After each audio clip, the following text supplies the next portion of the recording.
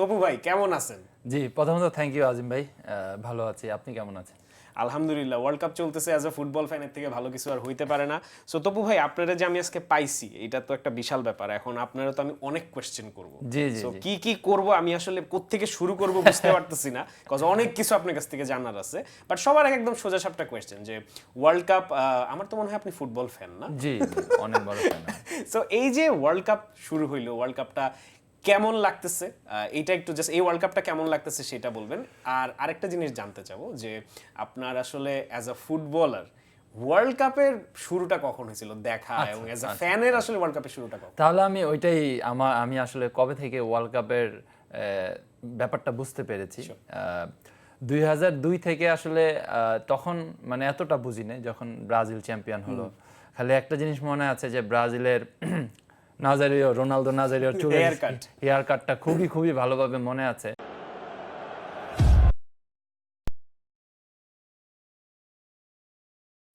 তো সেখান থেকে আর কি আমার কাছে মনে হয় হালকা আমি অল্প একটু দেখেছি। আমার মনে হয় ফাইনাল ম্যাচটাই আমার মনে আছে। তারপরে 2006 সাল থেকে আমি আসলে প্রপার ওয়েতে ফুটবলটাকে ফলো করা স্টার্ট করি। আর্জেন্টিনার ভক্ত আমি। সেইখানে আপনার বাতিস্তুতা, উত্তেকা, রিকোলমি, ব্যারন, যখন ওরা আর কি স্টার প্লেয়ার আর্জেন্টিনার। তারপরে আপনার ধরেন সরিন যে ক্যাপ্টেন ছিল, মেসি ওরা তখন ফার্স্ট ঢুকে আসলে, হ্যাঁ বাচ্চা, ডিমারিও তখন ছিল। তো সেই ক্ষেত্রে আসলে আমি তখন থেকে প্রপার ওয়েতে ফুটবলটাকে ভালোভাবে ফলো করি, স্পেশালি ওয়ার্ল্ড কাপ। একটা এজিং এরও ব্যাপার থাকে। আর যেটা বললেন যে এবারের ওয়ার্ল্ড কাপটা আসলে কতটা এনজয় করছি, আমার কাছে মনে হয় আমরা ফুটবল প্লেয়ার, আমরা যে কোনো ইভেন্টকে অনেক ভালোভাবে ফলো করার চেষ্টা করি এবং এনজয় করার চেষ্টা করি। ইভেন দো এটা ওয়ার্ল্ড কাপ 4 বছর পর পর হয়, এটা আসলে মিস করতে তো চাইই না কোনো ম্যাচ। এবং আমরা সবসময় অ্যাজ এ প্লেয়ার এখান থেকে কিন্তু অনেক কিছু শেখার আমাদের আছে। এবং এই জায়গায় অনেক লিজেন্ডারি প্লেয়ার যারা আমাদের আইডল, তাদেরকে আমরা দেখতে পাচ্ছি। আসলে এই ব্যাপারগুলি খুবই ভালো লাগে, খুবই খুবই এনজয় করি। এবং আমার কাছে মনে হয় দেখেন এখন কিন্তু ওয়ার্ল্ড কাপটা আসলে শেষের পর্যায়ে আস্তে আস্তে চলে যাচ্ছে, এটা কিন্তু আমাদের জন্য একটা খুবই দুঃখের বিষয়। তো সেই ক্ষেত্রে বলবো যে এখনো আমরা যাদেরকে এক্সপেক্ট করেছি তারা কিন্তু এখনো টিকে আছে। তো সেই ক্ষেত্রে সামনে আরো অনেক অনেক হাড্ডাহাড্ডি লড়াই আমরা দেখতে পারবো। অ্যাবসলিউটলি, আই থিঙ্ক শুধুমাত্র জার্মানি একটু আপসেট করছে, এছাড়া বাকি সবগুলো বড় টিমই কিন্তু নিজেদের জায়গা থেকে এখন পর্যন্ত ধরে রাখছে।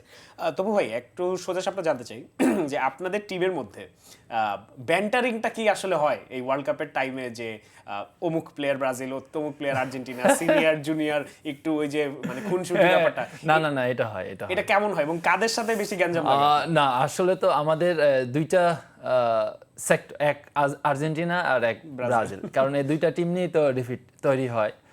অবভিয়াসলি ধরেন যদি হিসাব করি আর্জেন্টিনার পাল্লাটাই ভারী থাকে, তাই হ্যাঁ ন্যাশনাল টিমে আর সব জায়গায় আমার কাছে মনে হয়। তো সেই ক্ষেত্রে ধরেন পোক্ত অবশ্যই করি যে কি অবস্থা, মানে একটা এখন তো আপনাদেরই সময়। হ্যাঁ, কারণ আমরা ডিফেন্ডিং চ্যাম্পিয়ন, একসাথে 4টা ট্রফি জিতেছেন 2021 থেকে শুরু করলে। তো সেই ক্ষেত্রে কিন্তু আপনার ধরেন যে ব্রাজিলের একটাই কথা থাকে, আরে আগে 5টা জিতে নাও, 5বার আমরা চ্যাম্পিয়ন, তোমরা মাত্র 3বার। তো এই জায়গায় আসলে আমরা পিছিয়ে আছি, যেটা একদম লিগ্যাল ওয়েতে।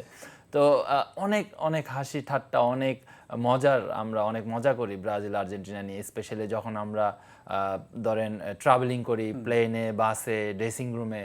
এই জায়গার এনভায়রনমেন্টে ডিফারেন্ট থাকে ভাইয়া, মানে অন্য রকমের একটা অনুভূতি ফিল করি সেইখানে। আমরা সবাই একসাথে থাকি, একজন একটা কথা বলে সেটা আবার রিপ্লে হচ্ছে, আবার ওইটাকে দিয়ে আরেকজন রিপিট করছে। তো এই যে ব্যাপারগুলো, এটা কিন্তু আসলে আমার কাছে মনে হয় একটা বিশাল ব্যাপার।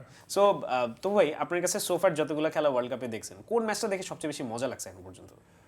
আমার কাছে সবচেয়ে বেশি মজা লেগেছেন আপনার, আমি বলবো যে বেলজিয়াম সেনেগালের ম্যাচটা। আই থিঙ্ক খুবই দুঃখজনক একটু পাশাপাশি। হ্যাঁ, মানে 2 গোল পিছিয়ে থেকে 86 মিনিটে কামব্যাক করা, 89 মিনিটে আবার কামব্যাক করা, তারপরে আপনার ভেরি শর্ট টাইমের মধ্যে আপনার একটা পেনাল্টি পাওয়া, আর 2-3 মিনিট পরে হয়তো বা ট্রাইব্রেকারে চলে যেতে পারতো। একটা আফ্রিকান নেশন আসলে 2 গোল দেওয়ার পর 3 গোল খেলো। আসলে এই ম্যাচটা আমার কাছে খুবই ইন্টেন্স মনে হয়েছে, এবং আমি বলবো যে সেনেগালের জন্য বেড লাক। আমার মনে হয় ভাই আমি ওই দিন খেলাটা 80 মিনিট দেখে হ্যাঁ। আমি অ্যাকচুয়ালি চলে গেছি Really? 80 মিনিট পর্যন্ত 2-0 তো আচ্ছা সেনেগাল তো জিততেছে আমি একটু ঘুমাই নেই আরেকটা খেলা ভাই দেখতে আপনি হবে। বিশ্বাস করবেন না, আমি ওই ম্যাচটা কি মনে করে জানেন, আমি ভাবছিলাম যে ম্যাচটা আমি দেখবো না, তা আমি যে দেখা শুরু করছি না প্রথম থেকে, এখন এরকম একটা পর্যায়ে চলে গেছে, আমি দেখলাম যে ডি ব্রুইনা ডুকোকে উঠাই নিল, কত বড় একটা ডিসিশন নিয়ে লোক বিশাল বড় আসলে। decision। তারপরে ম্যাচটা আসলে বেলজিয়ামের কাছে চলে যায়। Right. আপনার লোকাকু নামার পরে ম্যাচটাকে ও একাই হ্যান্ডেল করে ফেললো, স্পেশালি ও এত রানিং করতে পারে না, কিন্তু আপনার ফিজিক্যাল অ্যাপিয়ারেন্সটা বেশি দরকার ছিল ওই সময়। ও Absolutely. 2-3 ডিফেন্ডারকে একাই আপনার ব্লক করে বল নামাই দিচ্ছিল, ও একটা গোল করলো, পরে ক্যাপ্টেন 2টা গোল করলো। তো ওই ম্যাচটা আসলে আমার কাছে খুবই ভালো লেগেছে, কামব্যাক একটা যে I think comeback that's spirit, a beautiful game এবং আমার মনে হয় লাস্ট যে আর্জেন্টিনা কেপ ভার্ডে ম্যাচটা হ্যাঁ এটাও একটা বিউটিফুল এটা গেম। একটা For more updates, subscribe to our YouTube channel and click on the bell icon. Follow us on Facebook and Instagram. Download T Sports app to enjoy exciting games and highlights. Visit tsports.com.